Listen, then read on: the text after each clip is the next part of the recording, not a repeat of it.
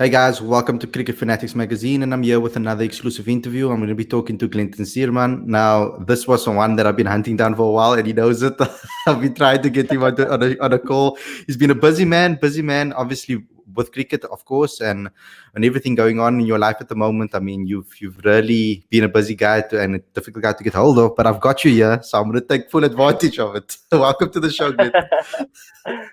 Thank you very much for having me. Yeah, like you said, it's been it's been a busy period for me, but yeah, it's always good to chat to you, and obviously, yeah, now and chat Yeah. to you a bit.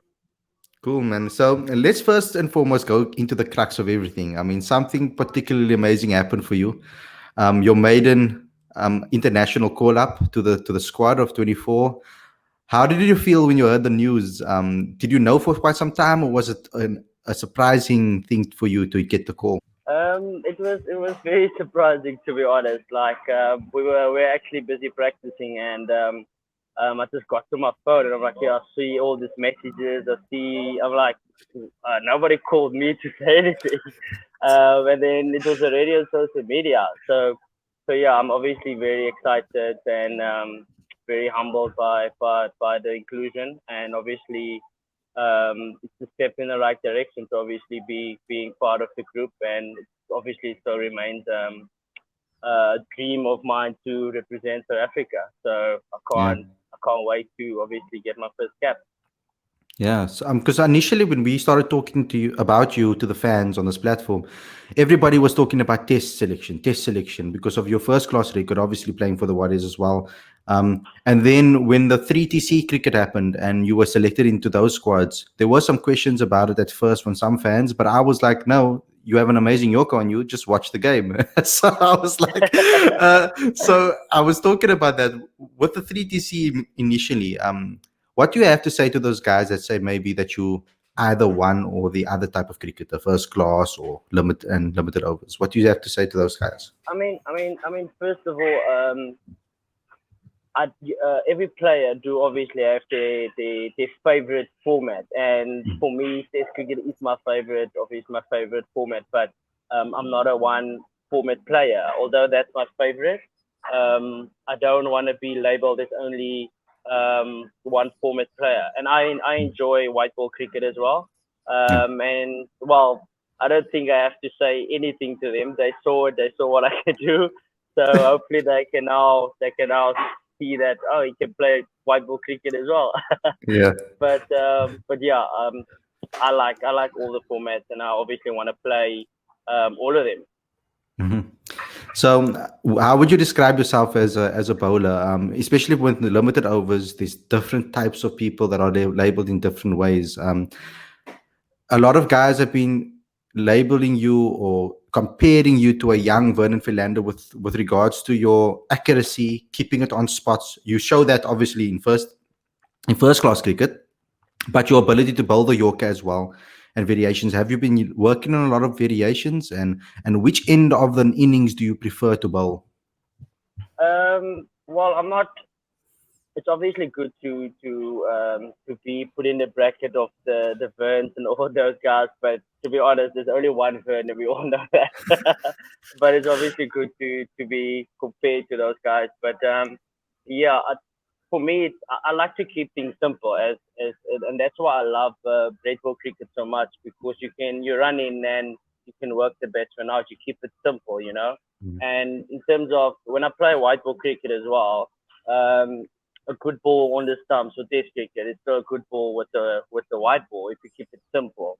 Mhm. And in terms of my white ball philosophy is obviously to obviously be on the stumps and just use my Yorker. And I've been working on bowling the Yorker with the new ball, which is something I don't see get done a lot. It's obviously a difficult delivery to bowl with the new ball.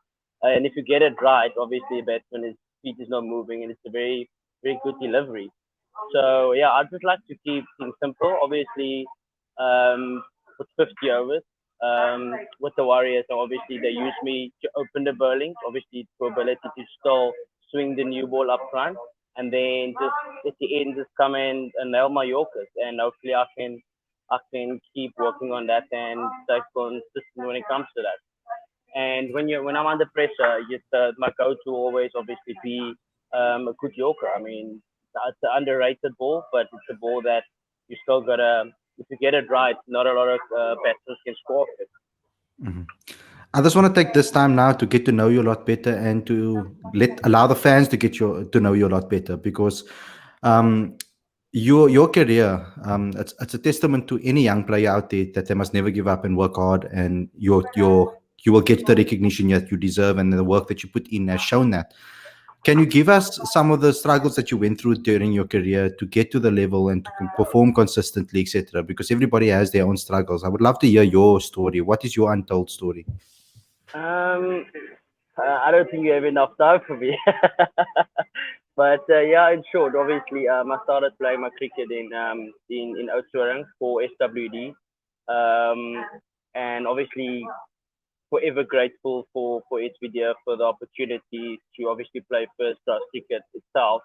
And obviously growing up there, or being the locals, always being around, being a net bowler, obviously just being around those SVD guys those days was just fun. Like you didn't care if you get paid, you didn't care if you're in the sun. Like I just wanted to be around those guys. You understand? And obviously, when I made my debut, I think it was in 2013 or 12, and like first class debut. And obviously, I had 4 good seasons. And the next thing for me was obviously I wanted opportunity to obviously play franchise cricket to see if I'm made for the next level, because at that time I felt like I've done I'm not saying enough, but I've done a lot at amateur level at the time, and I just Mhm. wanted an opportunity. And obviously, the struggle then was with the Cobras. SPDA was part of the Cobras. I was always back in the line with Rory, Burn, Stain, all those guys. So it was always tough to obviously get in. But as a youngster at that time, if you perform, you want an opportunity, you want to play, and you want to play. And but I knew it's gonna be tough because of all those guys, and obviously guys who played international cricket, guys who's been brilliant and all that. And yeah, then I decided that I made a big move to Eastern Province. Obviously, one of the big struggles was to leave everything at Mm. home, get out of my comfort zone, and yeah, it wasn't obviously it wasn't easy. I had to leave everything behind. I had to leave my little daughter behind and Sure. everything. But at the end, for me, it all came down to an opportunity. All I wanted was an opportunity, and I just told myself that at the time, obviously my mother was still alive, and I spoke to her. I said to her, Yeah. I just need to give myself 2 years. Let's go away from Ochoa and go away, get out of your comfort zone, and try 2 years. And if it doesn't work, then you've tried. And Yeah. obviously, at that time, there was a lot of pressure coming into a new team. I obviously needed to be on top, but all I said to myself is to obviously keep it simple, keep doing what I was doing at SBD, and hopefully I'll get an opportunity. And Mhm. yeah, I was lucky enough for the Warriors to see potential in me, and my career then just went from obviously strength to strength, and I just kept improving.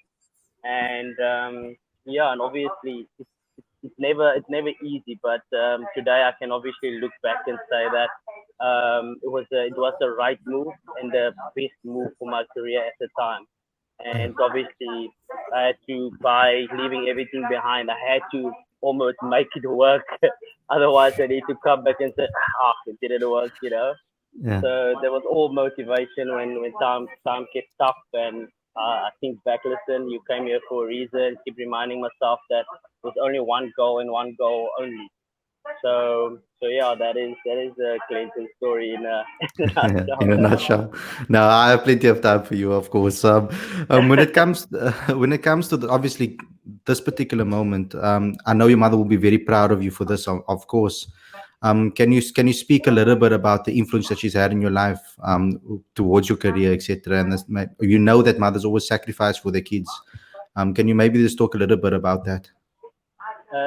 Yeah, obviously, it was one of her dreams to obviously, one that I wanted to see me to obviously play. international cricket and Mhm. stuff like that. But I know that you will obviously be proud, and that it's one of the things that will now also just keep me going, because I know he's watching, and I know what Steve obviously has done so much when it comes to my career. Although he never understood the whole 4 day cricket thing. Like he always would message, "Did you guys win today?" I'm like, "No, it's still 4 days left."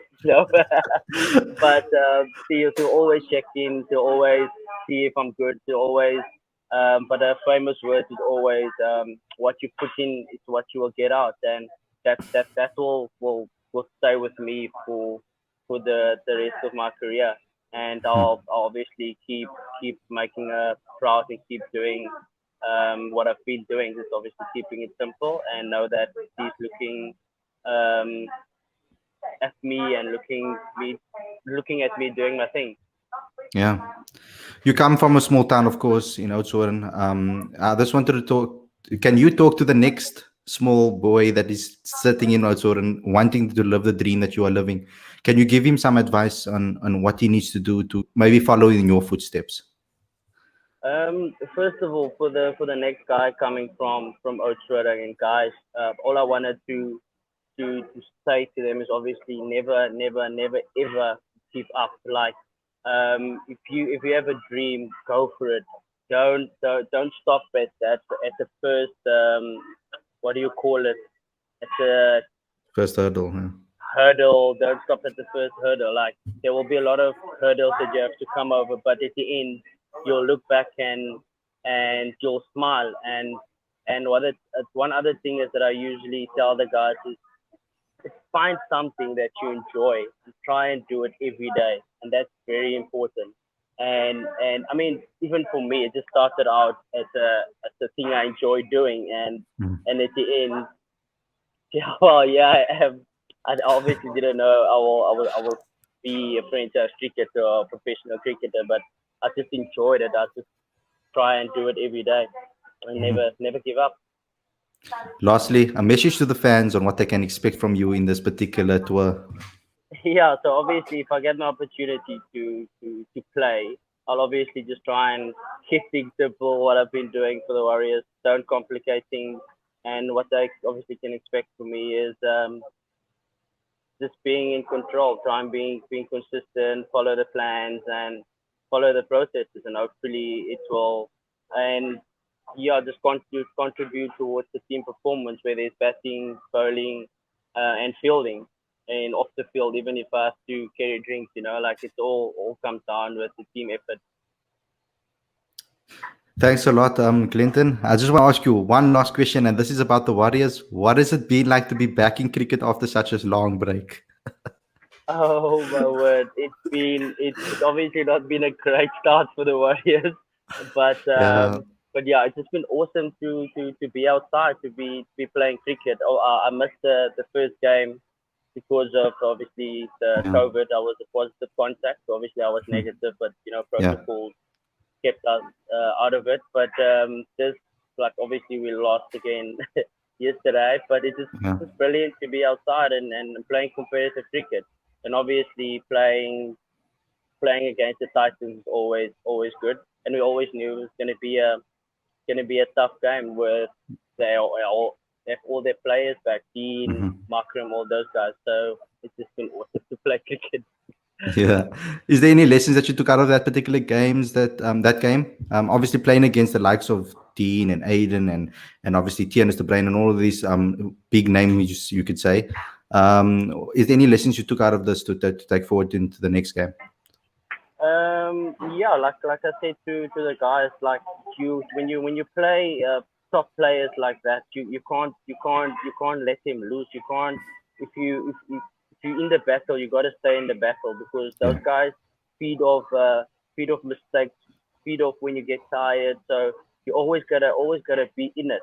And one thing I always say is that it doesn't matter who's in front of you. They still gotta play whatever you dish up. So yeah, and hopefully the Warriors can go into the next game that we're playing. They're playing the Titans again next week, so in Pretoria, and hopefully they can go forward and just be positive. And with in terms of our batting, obviously let us down a little. And Hmm. what's important is the guys know what they did wrong, and now it's just up to them to go and make it right. And I know one strength of the Warriors is when they're down, they know how to fight. So Yeah. the Titans will surely know that we won't just come and give them points or whatever. We'll fight. Thanks a lot, Clinton. It was an amazing interview. I really enjoyed it. I hope you did too. Lastly, just a message to the Cricket Fanatics fans out there. Thank you very much for having me. It's always nice to to talk to you. Yeah, for all the fans out there, thank you for obviously for all the messages, all the calls, and I'm obviously looking forward to entertaining you. Obviously. Thanks a lot, Clinton. I'll speak to you again very soon. Thank you. Bye bye.